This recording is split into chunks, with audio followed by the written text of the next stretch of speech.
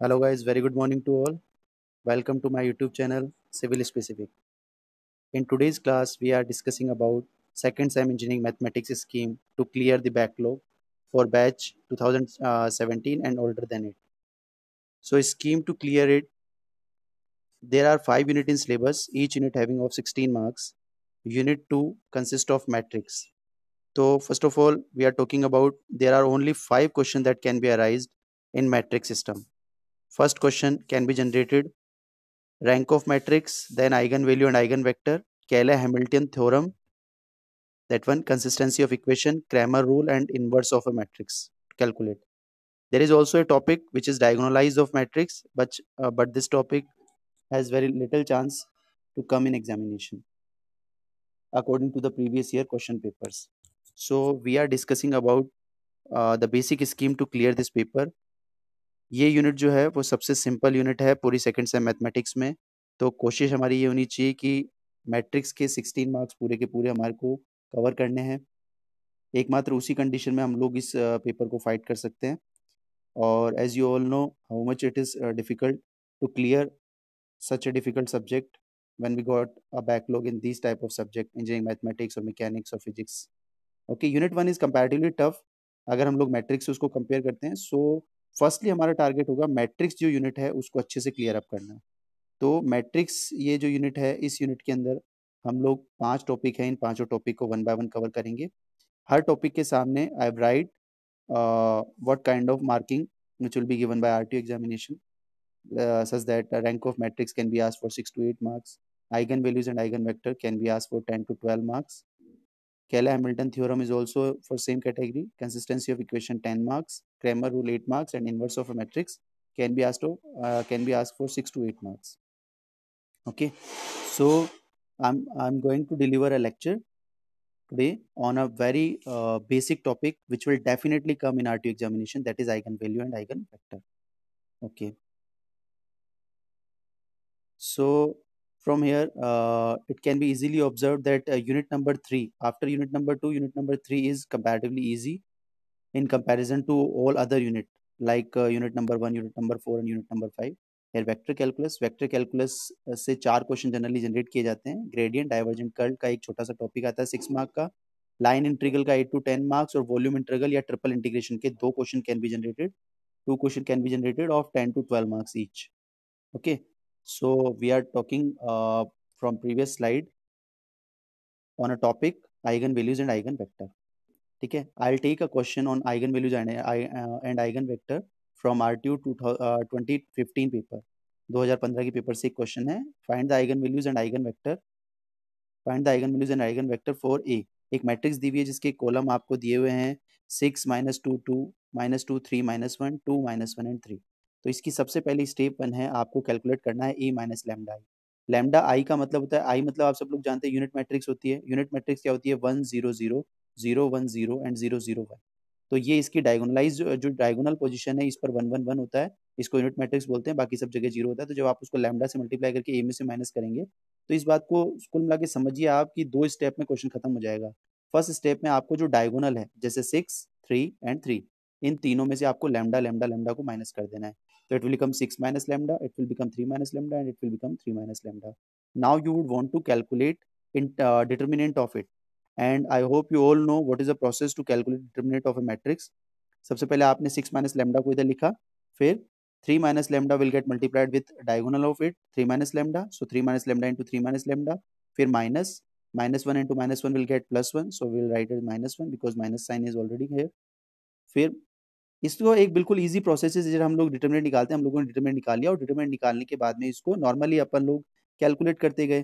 तो ये 3 3 ज़ा 9 हो गया और ये लैम्डा स्क्वायर हो गया, 6 लैम्डा हो गया, -1 हो गया, +2 -6 +2 लैम्डा +2 ब्रैकेट ऑफ 2 -6 +2 लैम्डा। इसको आपने जब सोल्व किया, इस पूरे प्रोसेस को सोल्व करने में नॉर्मल मैथमेटिक्स है तो कोई भी विशेष काम नहीं है। तो आपने जैसे ही इसको सोल्व किया, you will gate lambda cube -12 lambda square +36 lambda -32। You will always get by a 3 cross 3 matrix, you will always get a triquadratic equation और you can say 3 घात समीकरण, 3 घात वाला समीकरण आपको मिलेगा in terms of lambda cube. अब आपको इसके रूट निकालने हैं। तो इसकी लैम्डा की वैल्यू जो निकलेगी वही वैल्यू आपके आइगन वैल्यूज कहलाएंगी और उन्हीं से करस्पॉन्डेड फिर आइगन वेक्टर कैलकुलेट होगा। तो आपको केवल इतना समझना है कि इस अगर आपने इस त्रिघात समीकरण को सोल्व कर लिया, इस क्यूबिक इक्वेशन को अगर आपने सोल्व कर लिया, तो you will gate 80% score of this question.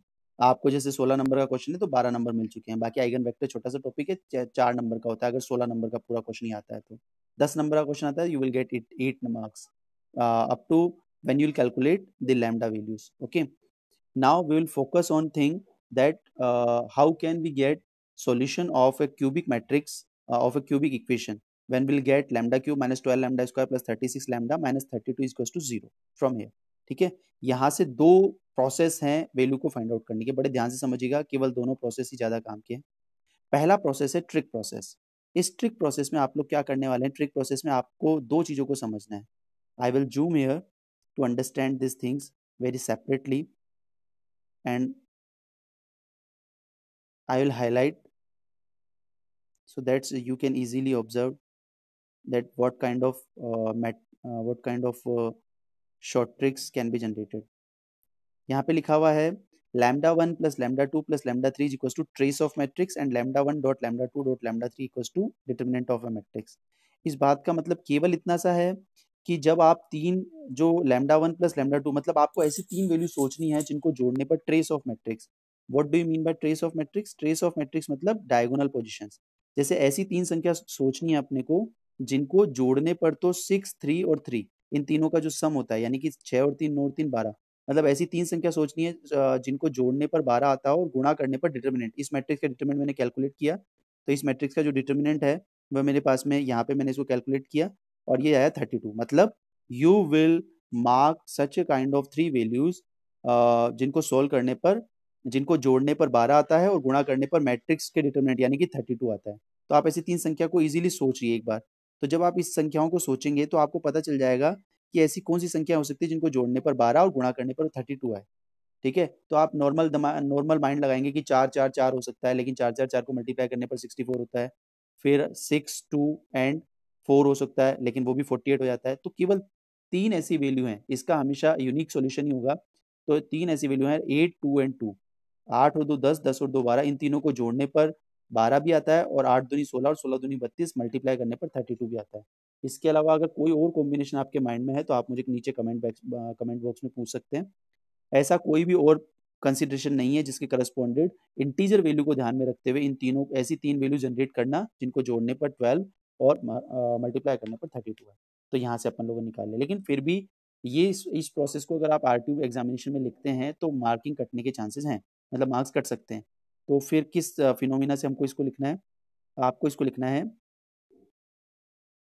इस तरीके से, हिट एंड ट्रायल अप्रोच से। हिट एंड ट्रायल अप्रोच समझते हैं आप लोग? जैसे सबसे पहले जो भी इक्वेशन आई उस इक्वेशन में 1 पुट करा तो वो इक्वेशन 0 हो रही है नहीं हो रही, फिर उस इक्वेशन में 2 पुट करा वो इक्वेशन 0 हो रही है। जैसे मैंने इस इक्वेशन में 2 पुट किया, you can also look here, जैसे मैंने इस इक्वेशन में 2 पुट किया तो जैसे मैंने इसमें 2 इक्वल्स टू 2 पुट किया तो ये इक्वेशन 0 के बराबर आ गई। कौन सी इक्वेशन? वो जो क्यूबिक इक्वेशन अपने को मिली थी वो इक्वेशन। उस इक्वेशन में आपने लैम्डा इक्वल्स टू 2 पुट किया।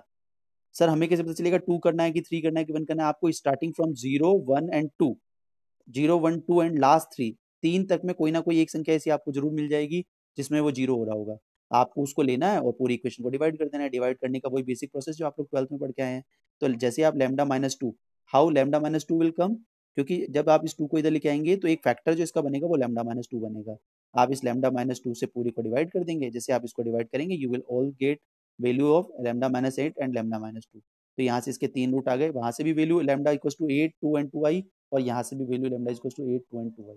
तो आप इन दोनों को किसी भी तरीके से सॉल्व कर सकते हैं, you will get same value. In today's class, we are only talking about eigenvalues. In next video clip, we are discussing about how can we calculate the eigenvector from the eigenvalue. Okay, thank you. Subscribe my channel and keep watching it.